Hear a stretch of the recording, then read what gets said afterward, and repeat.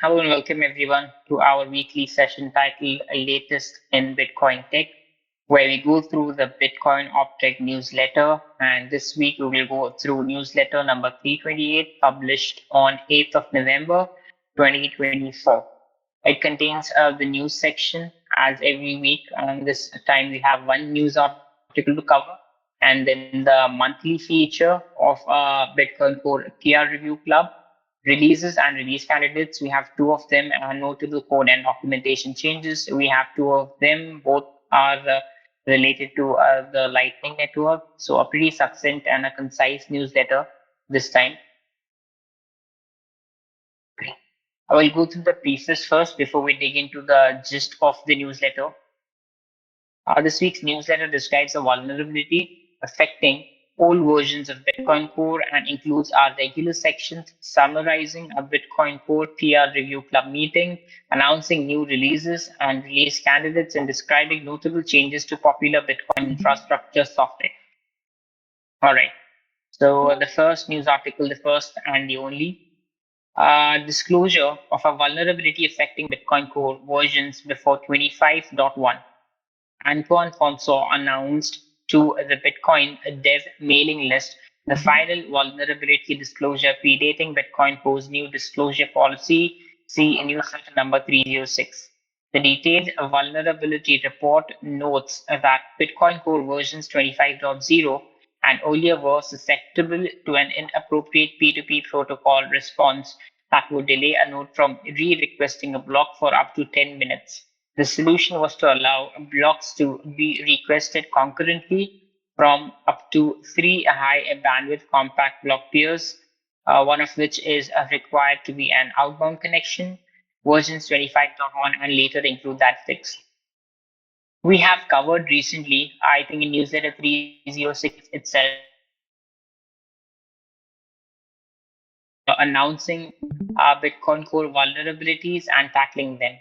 So like whoever wants to familiarize themselves with it can either go through the newsletter itself or can also access the our discussion on it in newsletter 306. You will find it on Bitshala's YouTube channel. All right. So this recently, some time ago, it was decided that a cluster of vulnerabilities pertaining Bitcoin Core would be released and announced publicly in succession, and we have covered almost all of them in the newsletter, and this probably is the final in the series, the final vulnerability in the series, as the text suggests. What is this vulnerability? Let us read it. Okay, so to repeat again, we are going to discuss a vulnerability or a bug that was found in Bitcoin Core, which affected versions of Bitcoin Core 25.1, which affected versions of Bitcoin Core that preceded 25.1. All right. So this vulnerability does not impact any versions post version 25.1. What was this vulnerability? When receiving a new block announcement via a headers or compact blocks message, the delivering peer is requested either the full block or missing transaction details by the receiving node. If the announcing peer then doesn't respond as the peer-to-peer protocol requires, the affected Bitcoin Core node will wait up to 10 minutes before disconnecting the peer and making another block download attempt. If the attacker is able to make multiple incoming or outgoing connections, this process can be repeated. So we know, and we've discussed in preceding sessions, that Bitcoin is a peer-to-peer network where peers communicate with each other, or you can say peers gossip with each other. Three pieces of information that peers communicate with each other primarily are A, the transactions, B, the blocks, and C, the addresses, the IP addresses of other nodes. And this vulnerability is specific to blocks.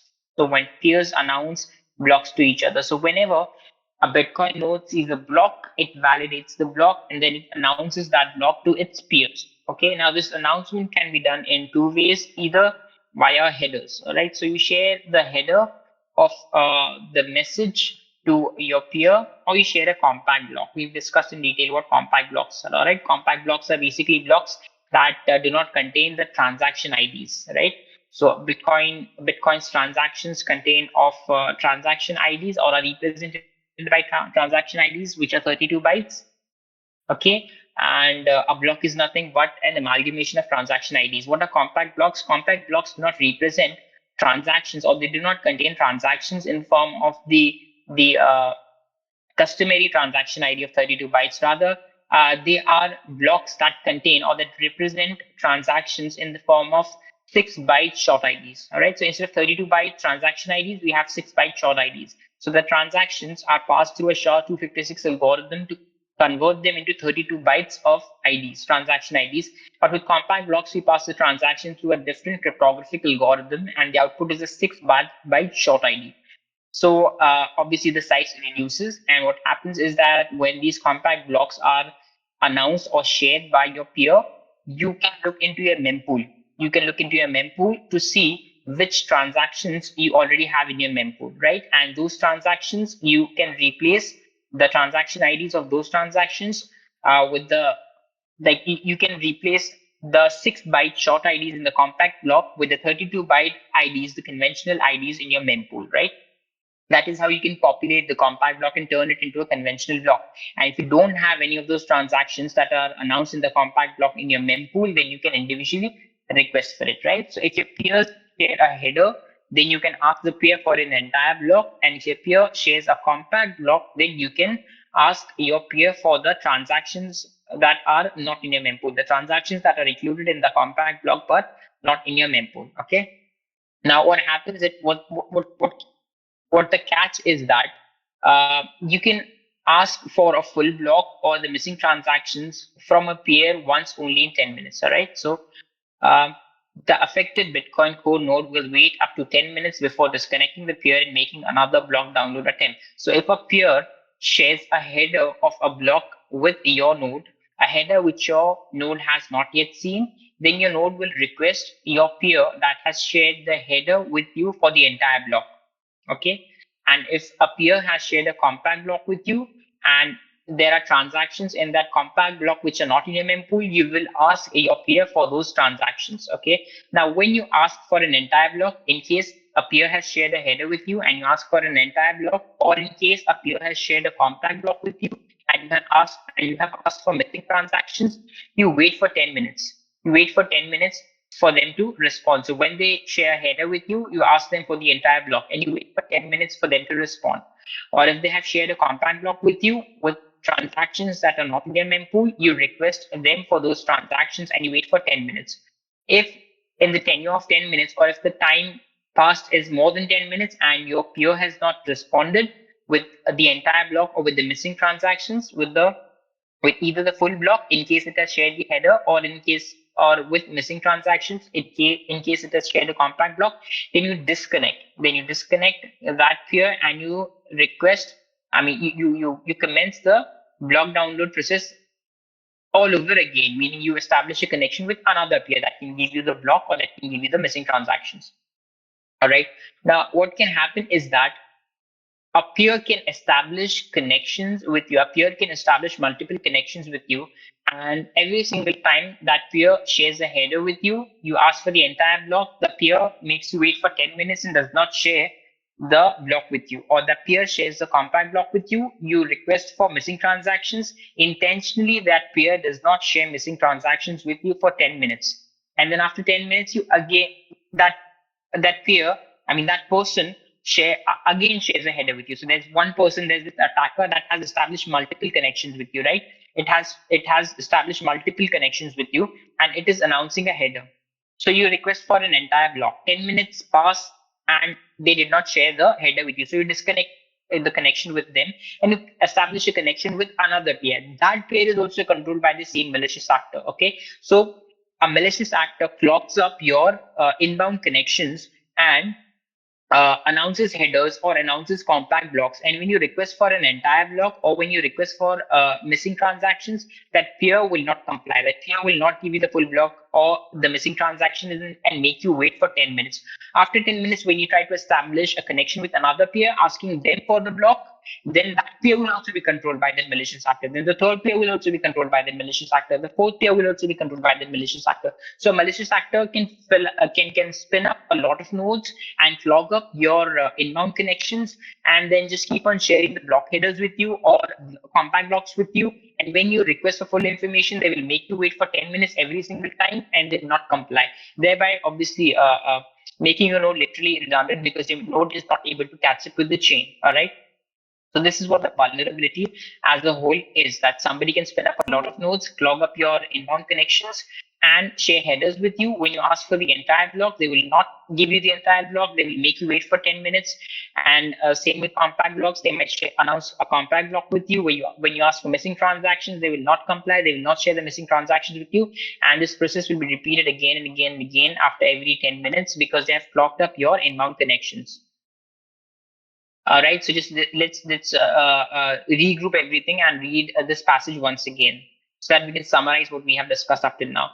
When receiving a new block announcement via headers or compact blocks message, the delivering peer is requested either the full block or missing transaction details by the receiving node.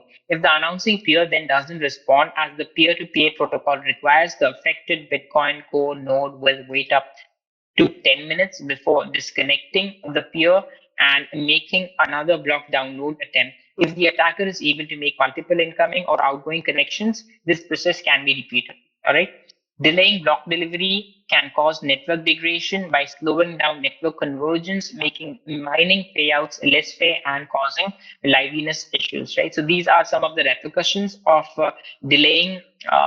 The relevant information pertaining a block, right? So if a node is deprived of the entire block once it has been mined, or the missing transactions from an announced compact blocks, these are some of the repercussions.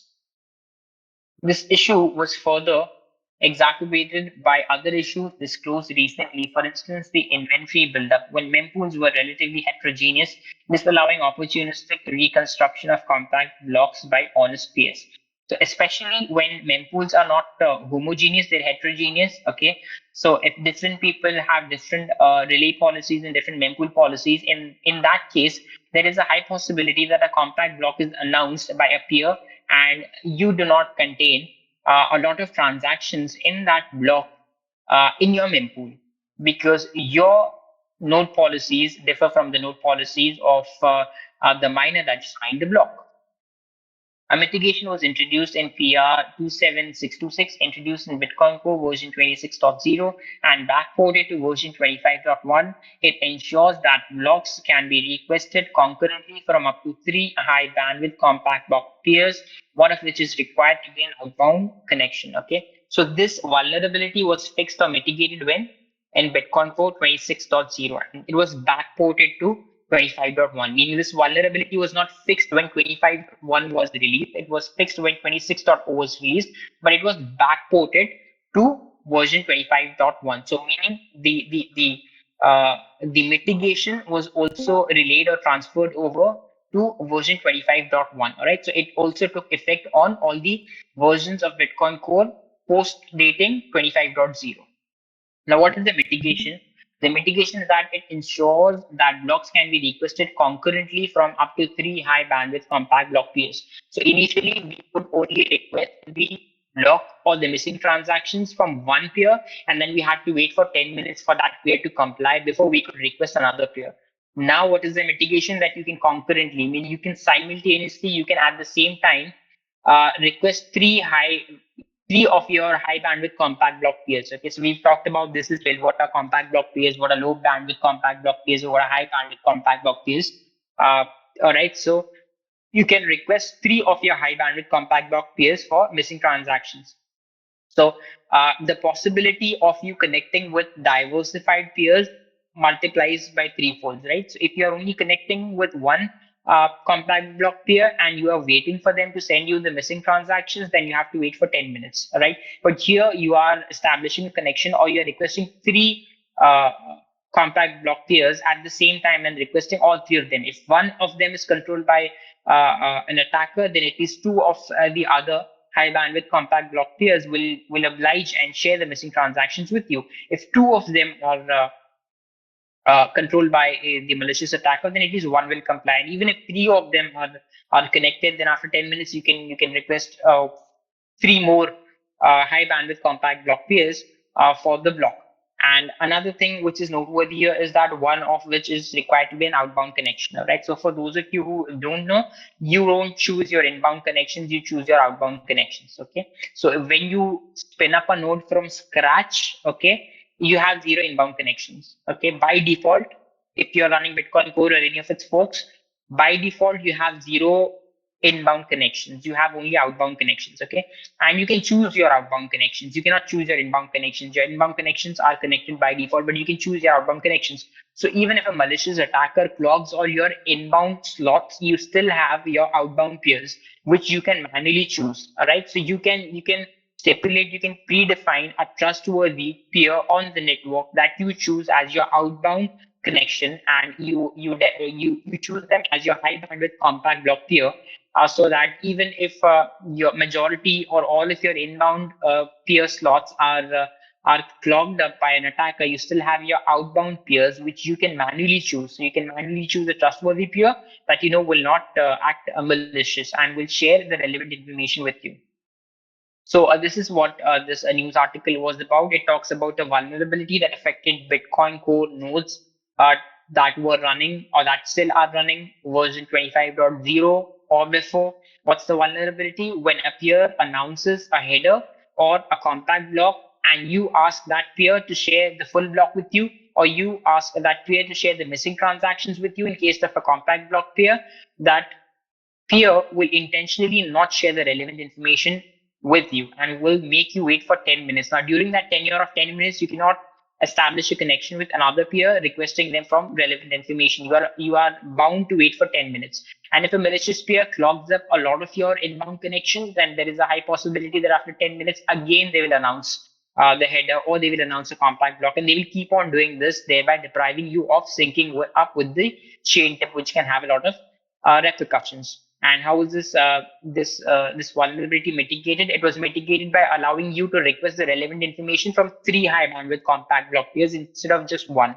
and one of which is required to be an outbound connection, right? So two of them will be inbound connections and one of them will be an outbound connection, and you can manually configure your outbound connections. So you can manually choose a trustworthy node as your outbound peer, as your outbound high bandwidth compact block peer, to be sure that you are connected with at least one trustworthy node that will share the relevant information with you.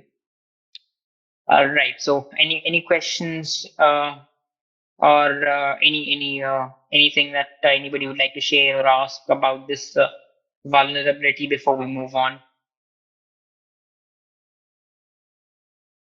Anything in the chat? Nothing in the chat. Cool. One quick question, Fazil. Do you know how backporting works? Because if somebody is running Bitcoin Core 25.1, how does this resolution apply to them? How does backporting work? That is a very good question. And I don't think right now I have the answer to your question. Right, right. I will look into it and I will hopefully post it in the Discord channel. But yeah, that's a very relevant question that did not come to my mind while I was going through this news article. Because if you made the changes in 26, version 26, then how does that impact 25.0? I I mean, I think it could be that you have to update it. You definitely have to update it, right? So it's like you don't necessarily always have to run the latest version of a software. Okay, the old version might also get updated. So let's say I'm running 25.1. Okay, let's say I'm running let's say I'm running 25.1. Now 26.0 gets released. Okay, at the same time 25.1 gets an update. Okay, so you have two options. You either run the updated version of 25.1 or you run the latest version 26.0, right? So that's how it works. You got it? Yes, makes sense. Thanks. Right. Yeah. Yeah. So yeah, it's pretty common. Like for instance, if I had to give a more understandable and more relatable example, like for instance, if you're running Android and whatever, it's or you're running iOS, it's iOS 12 and it's iOS 13. Okay. So you're running iOS 12 and iOS 13 gets launched, but at the same time, some new features get added to iOS 12 as well. So you can either upgrade to the latest version of iOS 12 and avail those new features, or you can move to the latest release in the series, iOS 13. All right. So yeah, if you want to stick to 25.1, if there is a certain use case that inclines you to use 25.1, for some reason you don't want to shift to 26.0, and at the same time you want to safeguard yourself against this vulnerability, then you don't have to necessarily run 26.0. You can stick to 25.1 and download the updated version of 25.1 with the fix, and this is pretty common. All right, cool. Let's go through the Bitcoin Core PR Review Club. All right. So in this monthly section, we summarize a recent Bitcoin Core PR Review Club meeting, highlighting some of the important questions and answers. Click on a question below to see a summary of the answer from the meeting. Ephemeral Dust, sorry. Ephemeral Dust is a PR by InstaGibbs that makes transactions with Ephemeral Dust standard, improving the usability of both keyed as well as unkeyed P2A anchors. This is relevant for several off-chain contracting schemes, including those used by a Lightning Network, ARC, timeout trees, and other constructs with large pre-signed trees or other large end-party smart contracts. With ephemeral dust policy changes, zero-fee transactions with a dust output are allowed in the mempool if a valid fee-paying child transaction that immediately spends the dust output is known to the node. We've discussed all of these things in previous sessions. What is ephemeral dust? All of us obviously know what's Lightning Network. We've also talked about what's ARC and what are timeout trees. I think in the last session we talked about what's ARC and what are timeout trees. And we've also talked about what are P2A anchors, what are keyed transactions, what are unkeyed transactions. So we'll just go through all of them uh, in a brief manner. First, let's go through what ephemeral dust is. All right, so Bitcoin Core considers a transaction output to be dust when its value is lower than the cost of creating and spending it. All right, so any transaction whose cost of creation and spending is is any transaction, the value is lower than the cost of creating and spending it. All right, so basically you are paying Bitcoin Core considers a transaction output to be dust when its value is lower than the cost of creating and spending it. All right. So the output value is less than the cost incurred by creating and spending it. All right. So the output value is lower than the cost of creating and spending it. Okay. What's the cost of creating and spending a Bitcoin transaction? It's the fee. Okay. So if the fee that you have to pay to get the transaction confirmed is higher, then the output value, that transaction is considered to be dust. Okay, I'll repeat. So if the fee that you have to pay to get a transaction mined is higher than the output value of the transaction, then that transaction is considered to be dust. Okay. I think this takes us to a Bitcoin Stack Exchange question and answer. Right. Since we don't have a lot to cover in the newsletter this week, let's go through this answer as well to better understand what dust is. I hope you understand now what dust is, but to see some parameters of what dusts are. Okay. So I've seen the term dust. The questioner says, I've seen the term dust used to describe small transactions that might be considered as spam by the Bitcoin network. If there is there a generally accepted definition of this term? All right. So the answer is we'll not go through the entire answer, but probably pick and choose the relevant parts. Dust is often used colloquially to refer to any small amount UTXO. In contrast, Bitcoin Core's precise definition of dust is used in mempool policy to define a minimum for output amounts in standard transactions. So loosely, if we have to define what dust is, it is basically a UTXO with a very small amount. It is a UTXO with a very small amount. So if you see a UTXO that is spending 100 Satoshis or 50 Satoshis or 200 Satoshis, okay, loosely describing that is dust, okay. However, if you want to understand the exact values of what a dust transaction is, then we have them in this passage. At the default, a dust relay of 3000. Okay, can I highlight this much? Only, yeah, no, yeah. At the default dust relay, C of 3000 sats per kVB, given the size of a P2P input being 148 bytes and the size of a P2P output being 34 bytes, P2P outputs worth less than 546 satoshis are considered dust by Bitcoin Core. Okay, so any UTXO that has an output of less than 546 bytes and it has a P2P cache, it pays to a P2P cache address. Okay, so any Bitcoin transaction that is paying to a P2P cache output, if it has a UTXO that has an output value of less than 546 satoshis, that's dust. That is dust. So all Bitcoin Core nodes that are complying with standard policies will not relay that transaction. Will not relay that transaction. It will be considered as dust transaction, a non-standard transaction. Okay. So if you are paying to a P2P cache output, or if you're paying to a P2P cache address, each output needs to be at least 546 sats. Anything less than 546 sats to a P2P cache address will be considered as dust and will not be relayed by Bitcoin Core. For P2WPKH outputs, Bitcoin Core considers outputs worth less than 294 satoshis dust. Okay, so if you are paying to a P2WPKH address, okay, pay to witness, this is basically pay to witness public key hash. Okay, so if you're paying to a P2WPKH address, okay, and the nodes, Bitcoin Core nodes that are running Bitcoin Core and that comply with the standard policies will not relay the transaction if it contains outputs which are less than 294 satoshis. So if you're paying to a P2WPKH address, each output needs to be greater than 294 satoshis. Anything less than that will be considered dust and a non-standard output. Since the input sizes of script hash and taproot outputs are unknowable, Bitcoin Core combines their actual output sizes with the input sizes of the corresponding key hash types for dust, threshold of 540 satoshis for P2SH and 330 satoshis for P2WSH and P2TR. All right.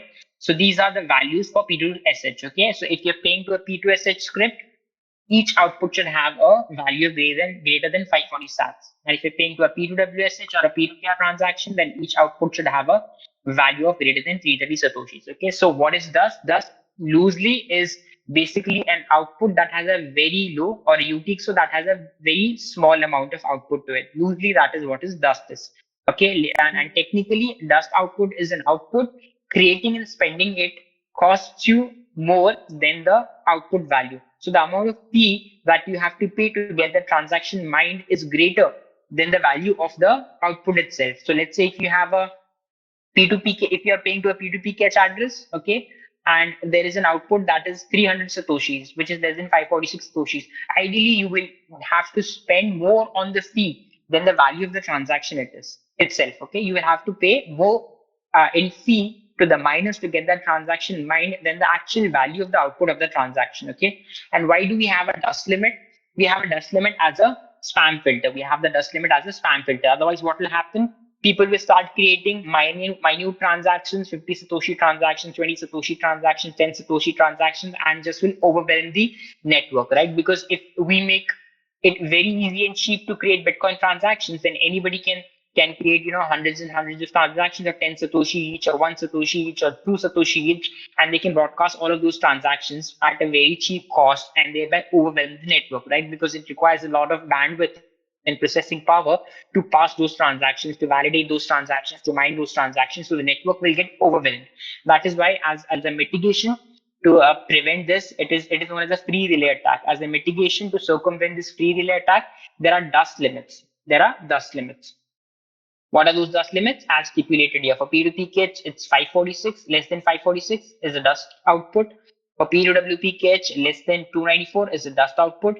For P2SH, less than 540, and for P2WSH and for P2TR, less than 330. All right. So now we know what are dust outputs, or what's a dust transact, or what's a dust UTXO, and what are the values and how they differ in accordance with the type of address or the type of script that you are paying to. Now remember, these are consensus valid transactions. Okay, these are consensus valid transactions, but they are non-standard transactions. They are non-standard transactions. So if you directly send this transaction to a miner, they will accept it. They can accept it if they want to, right? But generally, Bitcoin Core nodes, or basically any nodes that are complying with these standard policies that apply these dust limits, they will not relay. They will not relate. But these are consensus valid transactions, but non-standard transactions. All right. So once more, Bitcoin Core considers a transaction output to be dust when its value is lower than the cost of creating and spending it. Ephemeral dust is a new concept that allows a single output in a transaction, provided the transaction is zero fee. In order to spend any unconfirmed outputs from this transaction, the spender must also spend this dust in addition to any other outputs. What are ephemeral dust? So we just discussed that the transactions are not related, right? Not related as in they are non-standard transactions. So all the nodes that are complying with standardness rules, standard policies, they will not relay those transactions. Okay, but here we have an edge case. What is an edge case? This edge case is known as ephemeral dust. Okay, so a transaction will be allowed to have a single dust output, meaning a single output which can have less than these values. So a single output, for instance, a single output in a P2TR transaction that's less than 330 satoshis, or a single output in a P2SS transaction that is less than 540 satoshis. Okay, only one output. But there are certain prerequisites or clauses or caveats attached to it. Okay, provided the transaction is zero fee, meaning that that transaction should not pay any fee. That transaction should not pay any fee. Why? So that the miner is not incentivized to mine that transaction in and of itself, right? Because if that transaction is paying fee, then the miner will be incentivized to mine that specific transaction. However, we only want to use that transaction for some other reason. Okay, what reason we see that in the future? So ephemeral dust transactions are not to be mined in and of themselves, right? So they have a different use case. What is that different use case? In order to spend any unconfirmed outputs from this transaction, we spend the outputs, right? The first caveat is that we are only allowing one single dust output. The second caveat is that the dust output that we are allowing should not pay any fee. Okay, it should pay zero fee. Okay, now why do we allow this one single dust output that is not paying any fee? In order to spend any unconfirmed output from this transaction, the spender must also spend this dust in addition to any other outputs. Okay, so any transaction that has this ephemeral dust output, no other output can be spent till this ephemeral dust output is spent. Okay, so let's say there's a transaction that has four outputs. Okay, one of which is this dust output. Okay, the other three cannot be spent until and unless we don't spend this dust, until and unless we don't spend this dust output. Now how can we spend this dust output? Because it's paying zero fee, right? Why will the miners want to mine this dust output? Because it's paying a zero fee. Miners are not incentivized to mine this output, right? And until and unless miners don't mine this output, we cannot get the other outputs confirmed. In this situation, what do? We attach a child. Okay, so the real reason of having these dust outputs is that we attach a child to these dust outputs. The child pays the fee.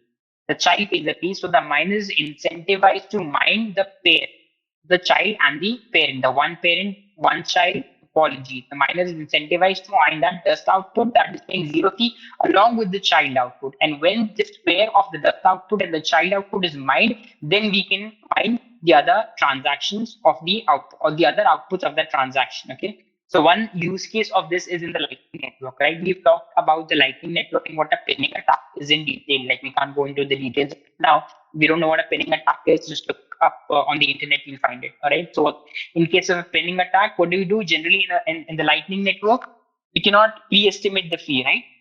When you start a lightning channel, you have to estimate what amount of fee will you pay to close the channel, right? When you start a lightning channel, you started with a funding transaction. When you close a lightning channel, you close it with a commitment transaction. The moment you create a funding transaction, you also create a commitment transaction. All right, now when you create a commitment transaction, you have no idea what the fee market will look like when you close the lightning channel, right? I might create a lightning channel with analysts today and I might close the channel after 100 days, right? But I have to create the commitment transaction, meaning the transaction that closes the lightning channel today itself. I cannot predict what the fee will be 100 days later. So in this situation, what do? I generally estimate a very low fee. And when I have to go on chain, I attach a child to it. When I have to go on chain, I attach a child to that commitment transaction. That child pays the additional fee so that the miners are incentivized to mine that transaction in accordance with the current fee estimation, meaning when I'm going on chain. So this could be a use case for it. Okay, so you can attach a dust output to the commitment transaction of a lightning channel. Okay, and then when you are going on the mainnet, you can attach a child to that dust output. That child bumps the fee of that dust output, and then the miner is incentivized to mine the child along with that dust output, which is the parent. And once the dust output along with the child gets mined, all your other outputs in the commitment transaction are now also eligible to get mined, right? So this has a use case in layer 2 protocols. Ephemeral Dust enables additional options for creating and using dust outputs. This can be useful with types of pre-signed transactions, chains of transactions, keyed and keyless anchors, allowing zero usage of input funds while still enabling CPFP. Okay. So basically, like what are pre-signed transactions? An example of a pre-signed transaction is the Lightning Network, right? So you create a commitment transaction and you sign it, but you don't broadcast it, right? Now, you might have signed it, but you don't immediately broadcast it. You might broadcast it when you want to go on the mainnet, right? So that is why you've signed it in advance before you are broadcasting. And that's why it's referred to as a pre-signed transaction. Now, one benefit of these ephemeral outputs is what? Allowing zero usage. So you don't have to lock up extra funds in an ephemeral dust output, right? So it can be a very, very small value, right? Because you are not going to relay or you are not going to mine this transaction alone. So you don't have to lock up a lot of funds, right? It can be any bare minimum value because eventually it's the child that is going to incentivize the miners to mine the ephemeral dust output, right? So you don't have to lock up a lot of transactions in your output that whose intention is only to get your transaction mined.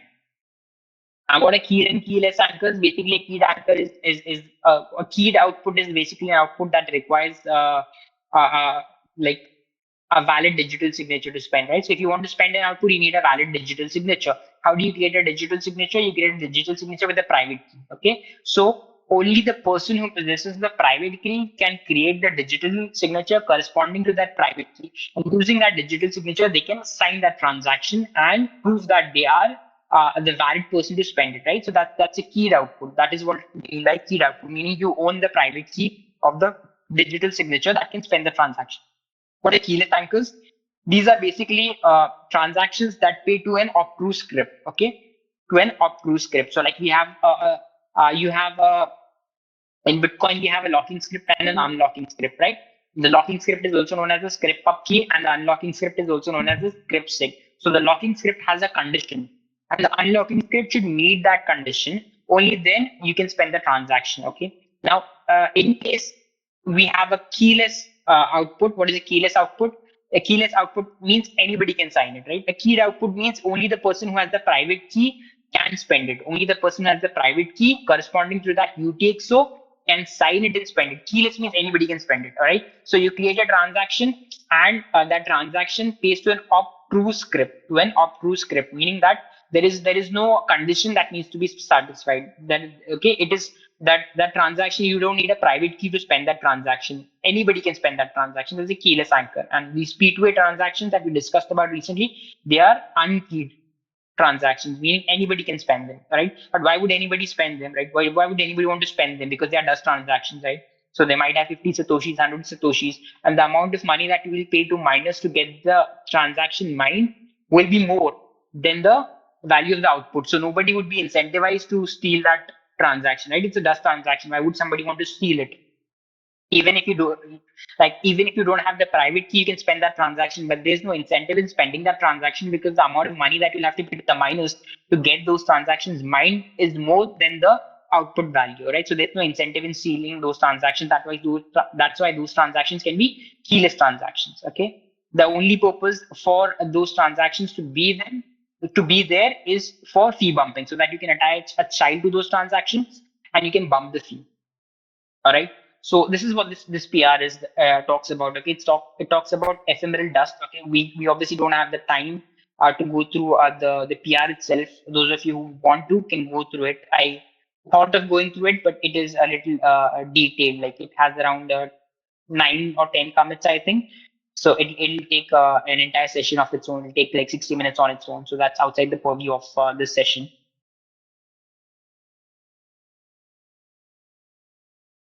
All right. Yeah. 25 is change and 9 commits. All right. So whoever wants can have a look at it. Okay. So basically, what this PR does is that it allows the it allows for pre-signed transactions to have one output, which is referred to as ephemeral dust.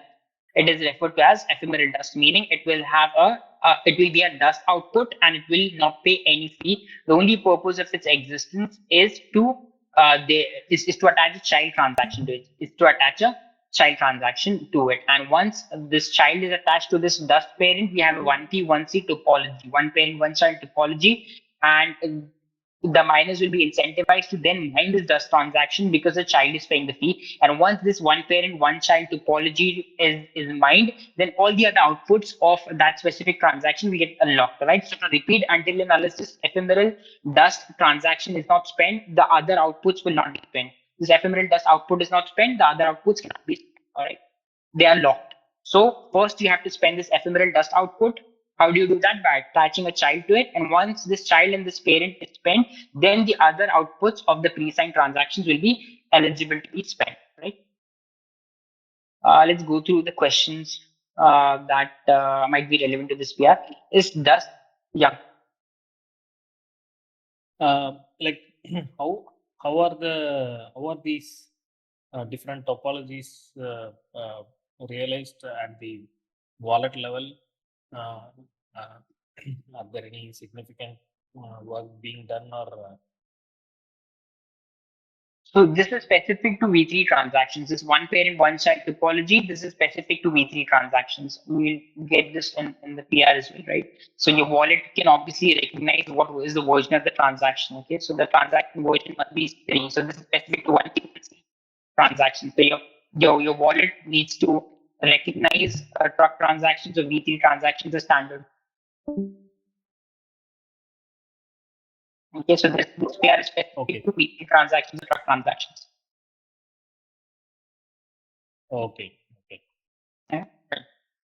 Is thus restricted by consensus or consensus policy. Is thus restricted by consensus policy, both. Thus, outputs are only restricted by policy rules. They are not affected by consensus rules. And I talked about it while we were going through the PR, right? So when we say dust, what is dust?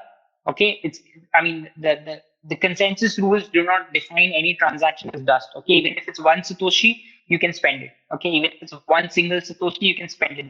There is no rule, there is no law, there is no clause, there is no consensus rule in Bitcoin that stops you from spending a one Satoshi transaction. Okay, but these are policy rules that might differ from client to client. Okay, and these policy rules have been put there to prevent spam and free relay attacks. Okay, so there is no rule in Bitcoin as such which invalidates these transactions. So any output that has a dust value is a valid output. Okay, it's a valid output, it's not an invalid output, but it is a not standard output. Okay, so it is, when we say dust is defined by policy, not by consensus. Okay, and policy rules, you might comply with them, you might not comply with them. Consensus, you have to comply with them. You cannot participate in the Bitcoin network. Your node cannot participate in the Bitcoin network until and unless it complies with all consensus rules. Even if you're not complying with one single consensus rules, you're not a part of the network. All right. Policy might vary. All right. You might agree with some policies, you might not agree with some policies. Okay, that might affect your communication with your peers. Okay, but that, I mean, you will still be a part of the network, right? You will still be a part of the network. You're not violating any rules of the network, right? That's the difference between consensus and policies. Consensus are obligatory. Nobody can circumvent or bypass them. Policies are optional. Policies are optional. I mean, it depends on what kind you're using, what your use cases are. So you can amend the policies in accordance with your convenience. So when we say does, it is by policy. Okay, it is by policy. When we say these values, when we discuss these values, 294 or 546 or whatever, okay, 330 for P2QR.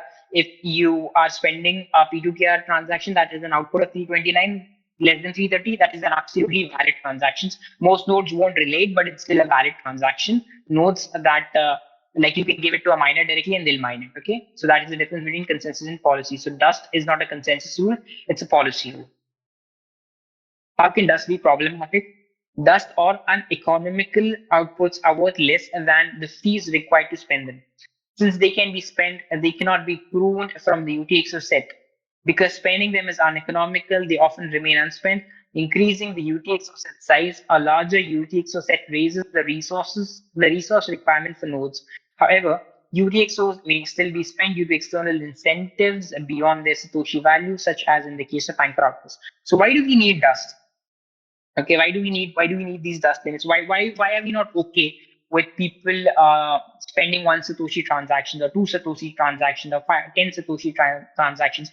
Why are we coming up with these policies of 330 or 546 or these values or 294, right? Why are we not okay with why are we not encouraging people to spend 5 sats or 10 sats transactions? Okay, the reason is every single transaction creates a UTXO, right? Every single transaction creates a UTXO. It spends an UTXO is an unspent transaction output. And these UTXOs are stored in a UTXO set. There's this thing called this data structure called UTXO set. Okay. All the unspent transactions on the Bitcoin network are stored in this data set called UTXO set. And all nodes have to store this UTXO set, and all nodes have to validate this UTXO set. Validating this UTXO set is very bandwidth and CPU resource intensive. Okay. So if you're running a node, a lot of people believe that the biggest challenge is storing the blockchain, right? So like 600 GB, 700 GB, 800 GB, how do you store it? That obviously is a concern, but the bigger concern is validating these transactions, which requires a lot of bandwidth and a lot of CPU resources. The higher the UTXO set is, or the more the UTXO set grows, the more difficult it becomes, or the more time and resource consuming it becomes for node runners to validate the UTXO set. All right. And as Bitcoiners, we want to make sure that more and more people run their own nodes. That's what keeps Bitcoin decentralized, right? That's what differentiates between Bitcoins and shitcoins. Like shitcoiners don't care about running their nodes, right? They are absolutely fine with third party custodianship. They're absolutely fine with not taking self custody, right? But what differentiates Bitcoin from shitcoins is that Bitcoiners give a lot of emphasis to self custody. Bitcoiners give a lot of emphasis to running your own node, right? Bitcoiners give a lot of emphasis on self sovereignty and privacy, right? Right. The entire purpose of Bitcoin is to circumvent an intermediary or a third party, right? We want to run our own nodes. We want to validate our own transactions. We don't want to rely on somebody else, right? Like we do in the fiat system. And the fiat system will rely on the banks, right? The banks decide what the issuance is going to be like. The bank custodies your money. You cannot spend the money without the bank's permission. Your money is routed through a central server, right? So you always rely on a central authoritarian entity to spend your own money in the fiat economy system, right? In Bitcoin, the entire concept is to get rid of that intermediary, right? It's peer to peer. What do you mean by peer to peer? It means that you have a flat hierarchy, you have a flat topology, right? Like every node has the same power per se on the network, right? And how do we encourage people to run node? Encourage people to run node. People will run node when running a node is easy, right? If it becomes very difficult and very expensive to run the node, people will not run their nodes. Okay, and for that we need to make sure that the UTXO set is as concise, as small as possible, so that the bandwidth and the resources for running a full node are kept in check. Okay, if we allow people to spend transactions with very meager values in output, 5 satoshis, 2 satoshis, 10 satoshis, whatever, it will create a lot of UTXOs. And if it creates a lot of UTXOs, the UTXO set grows exponentially. When the UTXO set grows exponentially, it requires a lot of resources for the node runners to validate that UTXO set, and it becomes more and more difficult for people to run nodes. And once it becomes difficult for people to run nodes, people will stop running their nodes. And once people stop running their nodes, Bitcoin becomes centralized, and it becomes like any other shitcoin, or even worse, it becomes like fiat. All right. Now I don't know what's worse, fiat or shitcoin, but anyway, we don't want to be in any of those situations, right? So we want to make sure that running a node is very convenient, very easy, very beginner friendly. And for that, we need to ensure that the UTXO set is as concise as possible. And that is why we want to avoid uh, uh, these small UTXOs getting accumulated in the UTXO set. That is why we have these dust limits, so that people don't make trivial transactions of 5 satoshis and 10 satoshis, and overwhelm the UTXO set with small UTXOs. That is why we have these policy rules of dust, where we ensure that if you are spending a Bitcoin transaction, the UTXO set needs to be of a considerable value, right? So that people don't spam the network and overpopulate the UTXO set. All right. I'll just go through the answer again. Thus, or uneconomical outputs are worth less than the fees required to spend them. Since they can be spent, they cannot be pruned from the UTXO set. Because spending them is uneconomical, okay, they often remain unspent, right? So spending them is uneconomical, right? I might create a 10 sat UTXO for some reason, and I might broadcast it to the network, and if it gets mined, that UTXO goes into the UTXO set, right? That UTXO goes into the UTXO set. Now there is no incentive for somebody to spend that UTXO again, okay? Because it's of a very meager value. It's of a very meager value. So nobody will respend it, and that small UTXO will keep on languishing in the UTXO set. And these small UTXOs will keep on piling and piling and piling, and there's no incentive to spend them because spending them will cost you more than the output value itself. So it will keep on bloating the UTXO set. A large UTXO set raises the requirements for nodes. However, UTXOs may still be spent due to external incentives beyond their Satoshi value, such as in the case of anchor outputs, right? So the only rational use case of these dust outputs is what they can be used as anchor outputs, which we just discussed. Like the ephemeral dust, it is a form of anchor output, right? So the only use case could be that these UTXOs can be used to prevent pairing attacks, so that you attach a child to them, the child pays a high fee, and then the parent and the child get mined together.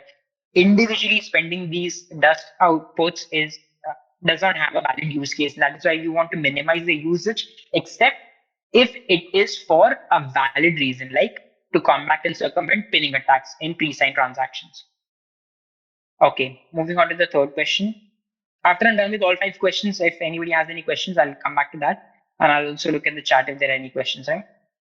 Why is the term ephemeral significant? What are the proposed rules specific to ephemeral dust? The term ephemeral indicates that the dust output is intended to be spent quickly. Ephemeral dust rules require the parent transaction to be zero fee and to have exactly one child transaction that spends the dust output. So why do we call it ephemeral? Because we intend that this dust output be spent quickly, right? We don't want it to languish in the UTXO set, right? We want it to be attached with a child that pays a high fee, and then the parent and the child are cumulatively spent immediately. That's why they're known as ephemeral outputs. So that is the reasoning or the rationale or the logic behind calling them ephemeral, because we don't want them to languish in the UTXO set. We want them to be immediately spent via a child transaction that pays for the parent. Why is it important to impose a fee restriction? A key goal is to prevent dust outputs from remaining unspent when confirmed. By requiring the parent transaction to be zero fee, miners lack the incentive to mine the parent without the child. Since the ephemeral dust is a policy rule, not a consensus rule, economic incentives will play a crucial role, right? So uh, why do we have zero fee? We talked about it, and I think I talked about it already. Why are these zero fee transactions? Why are these ephemeral dust outputs zero fee? So that the miner should not be incentivized to mine these transactions on its own. If it's paying zero fee to the miner, miners will not be incentivized to mine it on its own, right? You will have to attach a child to it that pays a high fee. And when you attach a child to it, then the transaction gets mined immediately. That's why you call it ephemeral, because the intention is that it is spent immediately. And we have the zero fee caveat so that nobody is incentivized to spend that transaction individually so that it goes to the UTXO set. It is only spent when there is an actual use case for it. And in that use case, you attach a child to it, and then the child and the parent are spent immediately. How are 1P, 1C relay and TRUC transactions relevant to ephemeral dust? We talked about this as well in answer to Bala's question. As an ephemeral dust transaction must be zero fee, it cannot be relayed alone, right? We just now discussed that any output that has a value less than the dust, okay, the dust values, these values, it will not be relayed. Okay, so if you are paying to a P2TR address and the output has less than 330 satoshis, the network will not relay, because assuming majority of the nodes are complying with standardness policies, majority of the nodes will not relay that transaction. Okay. So as an ephemeral dust transaction must be zero fee, it cannot be relayed alone. Making mechanisms like one parent, one child essential. TRUC V3 transactions are limited to a single unconfirmed parent aligning with the ephemeral dust requirement. TRUC is currently the only way to allow transactions with a fee rate below the min relay transaction fee. Okay. So a V1 and a V2 transaction, a version 1 and a version 2 transaction with a zero fee will not be relayed, but a version 3 transaction will be relayed. A version 3 transaction will be relayed, and we've talked about this in detail. Okay. So if it's a V3 transaction that has a dust value, which is paying zero fee, and then you attach a child to it, it becomes a one parent, one child topology, then it will be relayed across the network via package relay. Okay. So that is how this PR is relevant to TRUC transactions of 1P1C, right? So I think we've covered this in pretty detail. If anybody wants to scour through the code, they can do that on their own. Any questions pertaining to this PR before we move on to what is remaining? We'll try and wind up what is remaining in 5 minutes. By 9:05, we'll try and wind up the session. If any questions about this, then I'll be more than happy to answer. And if nothing, then we can proceed further.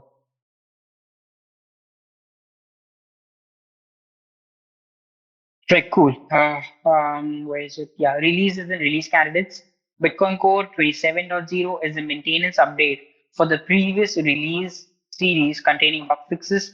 Any users who will not soon upgrade to the latest version 28.0 should consider updating at least to this new maintenance release. Okay, so this Bitcoin Core 27.1 and after that 28.0 was released. Okay, so those who don't want to move on to 28.0 can move to 27.2, right? It's a maintenance update, meaning it includes some bug fixes. So some bugs or some vulnerabilities that were impacting 27.1 have now been fixed in 27.2. So if you don't want to jump from 27.1 to 28, you can move from 27.1 to 27.2. Lipsec P 256 K1 0.6.0 is a release of the library of Bitcoin-related cryptographic operations. This release adds a music2 module, adds a significantly more robust method to clear secrets from the stack, and removes the unused SecP256K1 scratch space functions. Right? Lipsec P256K1 is a cryptographic library that Bitcoin Core incorporates. All right. So it's a new version has been released with some enhancements that pertain the music to mod. Music to is basically a signature aggregation algorithm. We have two notable code and documentation changes, both related to the Lightning Network. LDKPR 3360 adds rebroadcasting of channel announcement messages every 6 blocks for 1 week after the public channel is confirmed. This removes the dependency on peers for rebroadcast and ensures that channels are always visible to the network. So whenever two Lightning nodes establish a channel with each other, they announce that channel, right? If it's a public channel, they announce that channel so that everybody on the network is aware of that channel and everybody on the network can use that channel to route transactions, okay? What happens is that the peer announces the channel and then uh, a node announces the channel and then the peers get to know about that channel and the peers announce that channel and like that they gossip, all right? Like that they gossip. Now what this PR does is that it allows the nodes that are establishing the channel themselves to announce the channel after every 6 blocks. So you don't only have to rely on your peers to further announce the channel, to further gossip the channel across the network. Your own node, which is establishing the Lightning channel, can now rebroadcast the channel announcement message every 6 blocks. The final one is NDK PR3207. It introduces support for including invoice requests in the async payments onion message when paying static Volt 12 invoices as an always online sender. This was previously missing from the PR covered in newsletter number 321. The inclusion of invoice requests in payment onions also extends to retries. See newsletter 321. All right. We've talked about Volt 12 in detail. Volt 12 facilitates static invoices. Okay.